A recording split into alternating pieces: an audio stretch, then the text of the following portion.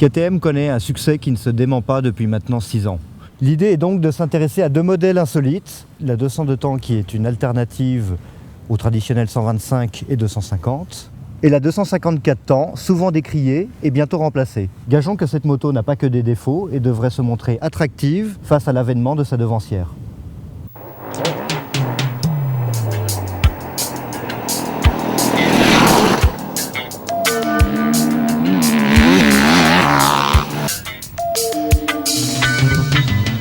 KTM ne nous a laissé que 2 motos à essayer, mais nous ne sommes pas déçus du résultat. Sur le domaine accidenté et technique de A2O, ces 2 oranges nous ont emmenés partout.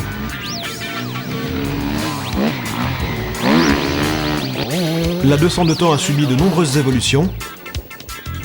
Très peu de changements pour le 2,5-4 temps, c'est une année de transition. C'est une moto nous qu'on aime beaucoup, elle a vraiment évolué cette année.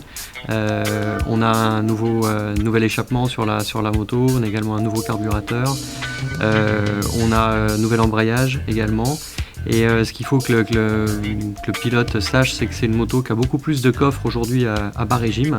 C'est vraiment une moto plaisir, une moto à découvrir pour ceux qui reviennent aux 2 temps, et ils sont très nombreux, et qui veulent pas forcément aller sur une 250 cm3 parce que peut-être la cylindrée les effraie. C'est un parfait compromis, et c'est une moto qui est facile, qui est agile et qui est vraiment à découvrir. Et la 254 temps ? Il y a peu d'évolution cette année, hormis le carburateur et le manchon de filtre à air. Pour ceux qui veulent s'initier à l'enduro, c'est une moto facile d'accès et avec laquelle on peut faire ses premiers pas en enduro. C'est une moto qu'on continue de livrer et qu'on recommande avec nos distributeurs à des personnes qui veulent s'initier à l'enduro. On va dire c'est le seul modèle KTM qui soit vraiment destiné à l'enduro loisir. En tout cas, faites-vous plaisir, roulez bien, parce que pendant que nous on est accrochés au bureau, il faut que vous en puissiez en profiter et ouvrir un peu la poignée.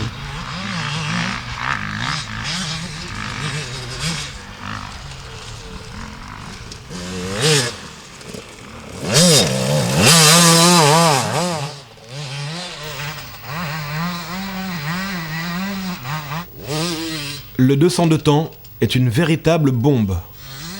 Elle réclame un bagage technique minimum, très bonne franchisseuse, son comportement est souvent trop fougueux. Elle est très physique parce que c'est quand même un 200 emmené comme la puissance d'un 200 emmené comme un 125, c'est dur quoi. Et après là sur ce tour là j'ai essayé de l'emmener sur le couple, mais là elle manque de puissance, donc elle peine à s'en sortir. Tu mets 2-3 coups de gage et là pac, elle part et elle devient difficile.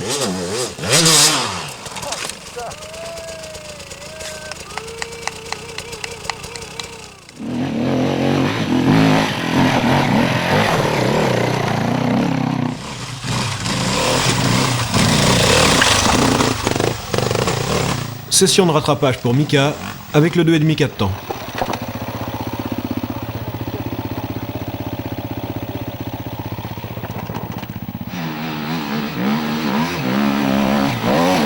Décidément, cette moto lui convient beaucoup mieux. Sur le franchissement d'abord, comme on en vient juste là, donc je dirais que la 200 elle est très bien quand on arrive à emmener une moto sur le couple comme la 200 assez vite avec que des reprises d'adhérence un peu partout pour garder un peu de vitesse, mais je pense qu'elle est quand même assez difficile à emmener dans une côte comme celle-là. Par contre la 254 temps, il y a juste à mettre du gaz, à placer la moto et puis à rester sur un rythme très linéaire, et puis elle grimpe partout quoi. Elle monte très bien, si ce n'est qu'elle manque peut-être un peu de coffre en bas. Ça permettrait de monter plus agréablement avec un peu moins de bruit en deuxième, tu vois, plus en bas. C'est vachement agréable pour faire de la rando quoi. Et c'est 2 bonnes motos qui vont bien en franchissement quand même. Notre GG, lui, a aimé ce 2 temps, mais elle n'a toujours pas réussi à prendre ses marques. Dur avec ce 200 KT. Ah si Michel voyait ça. Et toujours son humour légendaire. On devait essayer des KTM aujourd'hui et hier, on a rencontré Albert et il m'a dit c'est pas des motos pour toi, donc il m'a donné une AJP qui marche très bien, qui est je pense la moto qu'il me faut. Donc voilà, je peux pas dire grand chose sur les KTM. Le 2,5 4 temps est une moto plus typée rando, très séduisante et agréable à piloter. Cette moto reste dans la lignée des 4 temps de chez KTM. C'est une moto performante et précise, mais sans fioritures ni excentricité. Mousse, tu veux nous parler de ces catoches ? Ah bah non. On va peut-être demander à Albert finalement.